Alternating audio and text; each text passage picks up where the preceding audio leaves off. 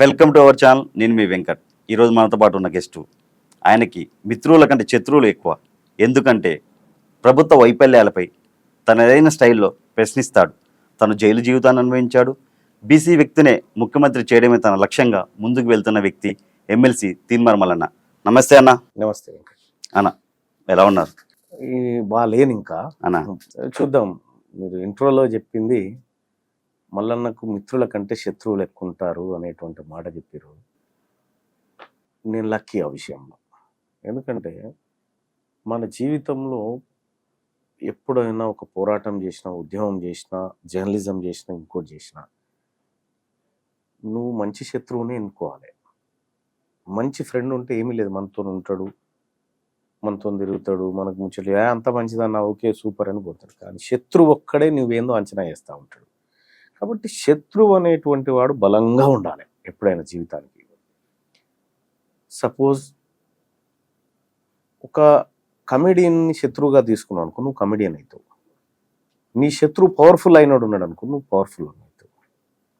కాబట్టి చాలామంది నన్ను శత్రువుగా చూడాలి అని అనుకుంటా ఉన్నారు. అది వాళ్ళ వే. కానీ నాకు వాళ్ళ శత్రువులు కాదు. నా శత్రువు ఉండాల్సిన చోటు ఉన్నాడు. నా శత్రువు ఎవడో నా జీవితానికి నేను గీత గీసుకున్నా, శత్రువు అవతలు ఉన్నాడు, నేను యువతలున్నా, అతను మాత్రమే. కానీ వీళ్ళు కాదు. ఓకే, చాలా మంది శత్రువులు వీళ్ళు కాదు. ఎందుకంటే వీళ్ళని నేను శత్రువులుగా భావిస్తలేను. వాళ్ళని వాళ్ళ ఆలోచనని, వాళ్ళ శరీరాలను 100% వాడతాను నేను. ఎందుకంటే వాళ్ళు తెల్లారు లేస్తే నా గురించి మాట్లాడేటట్టు చేస్తాను నేను. నాకు అవసరం కూడా అది. కాబట్టి శత్రువులు ఎక్కువ ఉన్నారు అనేటువంటి మాట ఏదైతే ఉందో 100% అది ఉండాలి. ఒక మనిషి ఎదుగుదలకు మిత్రుడు కాదు ఉండాల్సింది, మంచి శత్రువు ఉండాలి. తెలంగాణ రాష్ట్రానికి ఓసీ ముఖ్యమంత్రి రేవంత్ రెడ్డి లాస్ట్ రాసి పెట్టుకోండి 2028 నాటికి బీసీ వ్యక్తిని కుర్చీలో కూర్చోబెట్టకపోతే తీన్మార్ మల్లన్న సచ్చినట్టే అన్నారు. సాధ్యమైద్ది అన్నది మీకెందుకు డౌట్? చేసి చూపిస్తాం కదా. ఇది మా నాయకుడు రాహుల్ గాంధీ గారు ఒకే ఒక్క నినాదం చెప్పినాడు, జిత్నా ఇస్సేదారి ఉతనే భాగేదారి అని చెప్పాడు. అంటే ఎవరు ఎంత ఉన్నారో వాళ్ళకు అంత దక్కాలనేది ఆయన ఆలోచన. తెలంగాణ రాష్ట్రంలో సమగ్ర కుటుంబ సర్వే లెక్కల ప్రకారం బీసీల జనాభా 54% పై చిలుకుంది. ఈ నేపథ్యంలో ఏం జరుగుతుందంటే ఈ 54% పై చిలుకున్నటువంటి జనాభా మెజార్టీ ప్రజలైనప్పుడు మెజార్టీ ప్రజల నుంచే ముఖ్యమంత్రి వస్తాడు కదా.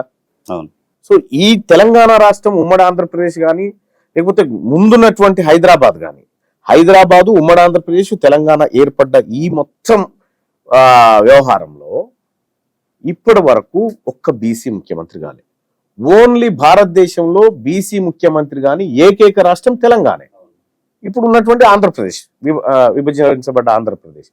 కాబట్టి మేము స్ట్రాంగ్గా ఇప్పుడు గతంలో ఉన్నటువంటిగా బీసీ మూవ్మెంట్స్ అట్లా లేకుండా ఇప్పుడు స్ట్రాంగ్గా బీసీ మూవ్మెంట్స్ డెవలప్ అయినాయి. వాదం బలపడతా ఉంది.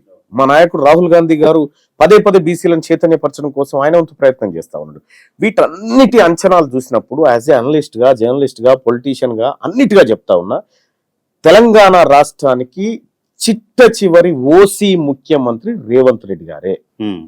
2028 తర్వాత 100కు 200% బీసీ ముఖ్యమంత్రి ఆ పీఠం మీద కూర్చుంటాడు. అసలు మీ ధైర్యం ఏంటి? నేను నెక్స్ట్ ఎలక్షన్లో నిలబడితే ఓసీలు నాకు ఓట్లు వేయొద్దు, నా బీసీ ఓట్లు నాకు చాలు అన్నారు. మీరు మొన్న ఎమ్మెల్సీ ఎలక్షన్లో ఓన్లీ బీసీ ఓట్లతోనే గెలిచారా? ఓసీలు ఓట్లే లేదా? రైట్, మంచి క్వశ్చన్ అడిగినాం వెంకట్. ఇప్పుడు ఉమ్మడి నల్గొండ జిల్లాకు సంబంధించినటువంటి అంశం తీసుకుందాం. ఇప్పుడు మీరు అన్నట్టు నాకు తీన్మార్ మల్లన్నకు ఓన్లీ బీసీల ఓట్లు జరుపుతాయి. ఇప్పుడే చెప్పిన 54% మంది ప్రజలు బీసీలు ఓటర్లుగా ఇక్కడ ఉన్నారు, 100కి 54% మంది. మరి అటువంటప్పుడు నేను నాకు గెలవడానికి కావాల్సినటువంటి ఓట్లు 50%. ఒకవేళ 50-50 అనుకున్నా కూడా 50%. పోలైన ఓట్లు అవన్నీ పక్కకు పెట్టి బీసీలు అందరూ వేస్తారంటారా? 100% వేస్తారు. మొన్నటిసారి ఎన్నికల్లో వెంకట్, మొన్నటిసారి జరిగిన పట్టభద్రుల ఎమ్మెల్సీ ఎన్నికల్లో నేను ఎమ్మెల్సీగా గెలిచిందంటే అది బీసీలు పెట్టిన పుణ్యమే, బీసీలు పెట్టిన భిక్షమే. పైపెచ్చు తీన్మార్ మల్లన్నను ఓడగొట్టడానికి అదే అడగబోతాను. వాళ్ళు చేసినటువంటి కుట్ర రెడ్డి దొరలేనా? అందరు చేసిరు. అది నేను పసిగట్టలేక కాదు, పసిగట్టే చెప్పిన వరంగల్ మీటింగ్ లో మీరు తీన్మార్ మల్లన్నను ఓడగొట్టడానికి సాయశక్తుల కృషి చేసిరు కదా. మీకు దమ్ముంటే ఈసారి మీరు గెలువురు చూద్దామని చెప్పి సవాల్ చేసిన. ఆ సవాలుకు నేను కట్టుబడి ఉన్నా, చూపిస్తా. ఇంకోటన్నా, అందులో కూడా నా కోసం పని చేయని వాళ్ళు కొంతమంది అయితే, కొంతమంది జెన్యున్ గా పనిచేసారు, ఒకరిద్దరు మంత్రులు వాళ్ళు వాళ్ళ స్థాయిలో ప్రయత్నాలు చేశారు గెలిపించడం కోసం. ఈ ఉమ్మడి నల్గొండ జిల్లాలో 20 లక్షల పైచిలుకు మంది బీసీలు ఉంటే 1952 నుంచి 2020 వరకు జరిగినటువంటి మొత్తం ఎన్నికలు 171 సార్లు అసెంబ్లీ ఎన్నికలు జరిగినాయి అన్ని నియోజకవర్గాల్లో. ఓకే, అందులో 116 సార్లు 2,14,000 మంది ఉన్నటువంటి ఓసీలు 116 సార్లు ఎమ్మెల్యేలు అయ్యారు. 20 లక్షల పైచిలకు జనాభా ఉన్నటువంటి బీసీలు 16 సార్లు అయ్యారు. ఎస్సీ ఎస్టీలు 38 సార్లు అయ్యారు. బీసీలే తక్కువ, 16. అదే అంటే ఇక్కడ ఓట్లు ఎవరివి? మనం ఓట్ల సంఖ్యలో చూసుకున్నప్పుడు 20 లక్షల మంది బీసీల ఓట్లు కనిపిస్తున్నాయి మనకు క్లియర్ గా. సీట్లు ఎవరి? ఓసీలే కనిపిస్తా ఉన్నాయి. సో ఈ లెక్కలన్నీ కూడా ఇలా ఓట్లు మాయి, సీట్లు మీయి. అందుకోసం నేను చెప్పిన ఢేరుగా చెప్తా ఉన్నా, తీన్మార్ మల్లన్నకు రెడ్డిల ఓట్లు వద్దు, ఈ రెడ్డిలకు బీసీల ఓట్లు వద్దని చెప్పగలుగుతారు. ఇంత ధైర్యంగా ఇప్పటివరకు ఎవరు చెప్పలే ఏ పొలిటీషియన్. నేనేమంటున్నా, మీకు ధైర్యం ఉంటే తీన్మార్ మల్లన్న కబ్బొద్దు, మీరు ఎట్లా వేరు, అవి మాకొద్దు, బీసీల ఓట్లు మాకు వద్దని మీరు చెప్పగలుగుతారా? ఆ మాట చెప్పలేరు. మీరు ఇన్ని రోజులు వేసుకున్నారు, ఈసారి మేము సిద్ధంగా లేవేయడానికి. ఓకే, మా ప్రజల్లో ఆలోచన వచ్చింది, మా ప్రజల్లో ఒక ఐక్యత వచ్చింది. కాబట్టి ఇవాళ నేను ఆ డేర్గా మాట్లాడడం జరిగింది.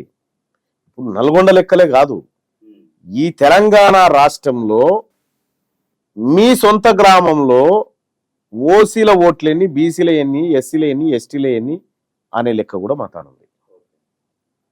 ఈ లెక్కలు పక్కాగా ప్రభుత్వ లెక్కలు, సమగ్ర కుటుంబ సర్వే లెక్కలు, ఈ ప్రభుత్వం సేకరించినటువంటి లెక్కల ఆధారంగా చెప్తా ఉన్నాం. ఇప్పుడు క్యాస్ట్ సెన్సస్ చేస్తే ఇంకా బీసీల జనాభా పెరుగుతుంది. 2016 లెక్కలు. నేను బెదిరించే సీట్ తెచ్చుకున్నాను, ఎవరిని బెగ్గింగ్ చేయలే అన్నారు. ఎవరిని బెదిరించారు, ఎవరిని భయపెట్టారు? అంటే ఒకటి, తీన్మార్ మల్లన్న ప్లేస్ లో వేరే అభ్యర్థి గనక పట్టభద్రుల ఎమ్మెల్సీలో ఉంటే సీట్ గెలవకపోతుండే కాంగ్రెస్. అది సత్యం, అది సత్యం. ఇక్కడ తీన్మార్ మల్లన్న ఇండిపెండెంట్ గా పోటీ చేస్తే ఇంతకంటే ఎక్కువ మెజార్టీ ఇచ్చేది. ఓకే, నువ్వు ఇస్తే చేస్తా, లేకపోతే కూడా పోటీ చేస్తా అని తెచ్చుకున్నా. అంటే రేవంత్ రెడ్డి గారు మీకు ఇవ్వనని చెప్పారా? రేవంత్ రెడ్డి గారు ఇవ్వనని కాదు, నేను మా నాయకత్వానికి చెప్పిన. రేవంత్ రెడ్డి గారి చేతిలో ఎంతవరకు ఉంటుందో అంతవరకు ఆయన క్లియర్ గా చెప్పిండు నాకు, మల్లన్న నువ్వు గ్రాడ్యుయేట్ పోటీ చేయాలని నాకు క్లియర్ గా చెప్పిండు. ఇంకా ఎవరైతే అడ్డుకోవాలని ప్రయత్నం చేసిర్రో, ఎవరైతే ఎన్నికల్లో నన్ను ఓడించడానికి రకరకాల ప్రయత్నాలు చేసిరు కదా, వాళ్ళందరికి కూడా నేను ఖాళీగా ఉంటే మీకే ప్రమాదం. తీన్మార్ మల్లన్న ఖాళీగా ఉండి ఆలోచించడం మొదలు పెట్టిందంటే మీ సీటాలకే, మీ పీఠాలకే ప్రాబ్లం. మీరు ఆలోచించుకోండి. ఎప్పుడు ఏదో పని చేసుకునేటట్టు ఉంచాలి. ఇక నేను బిజీగా ఉంటే కొద్దిగా తక్కువ ఆలోచన చేస్తానేమో. సో అట్లా ఆరోపకంగా తెచ్చుకున్నటువంటి సీటే. లేకపోతే నిజంగా ఈ సీటు తీన్మార్ మల్లన్న తప్ప ఇంకెవరైనా గెలిచేది ఉంటే వాళ్ళకి ఇచ్చేటోళ్ళు, ప్రధానంగా అప్పర్ క్యాస్ట్ అయితే వాళ్ళకి ఇచ్చేటోళ్ళు. ఇంకోటి బయట ఒకటి, కానీ తీన్మార్ మల్లన్న పోటీ చేయడం ద్వారా ఇంటలెక్చువల్స్ అంతా కాంగ్రెస్ పార్టీ వైపు ఉన్నారని మేము తీసుకురావడం కలిగింది. తీన్మార్ మల్లన్న కాంగ్రెస్ పార్టీలోకి వచ్చింది రేవంత్ రెడ్డి గారు వీళ్ళు పిలిస్తున్న రాలే, రాహుల్ గాంధీ గారి ఆలోచన కోసం వచ్చిన. నేను కాస్ట్ సెన్సస్ చేద్దామన్నాడు, జిరాక్స్ తీద్దామన్నాడు, ఎక్స్రే తీద్దామన్నాడు ఈ ప్రజల్ని. ఎంత గొప్ప మాట ఈ దేశంలో రాహుల్ గాంధీ గారు చెప్పింది. ఆ మాటలకు ఇంప్రెస్ అయిపోయి కాంగ్రెస్ పార్టీకి వచ్చినాం తప్ప వీళ్ళెవరో పిలిస్తే రాలేదు.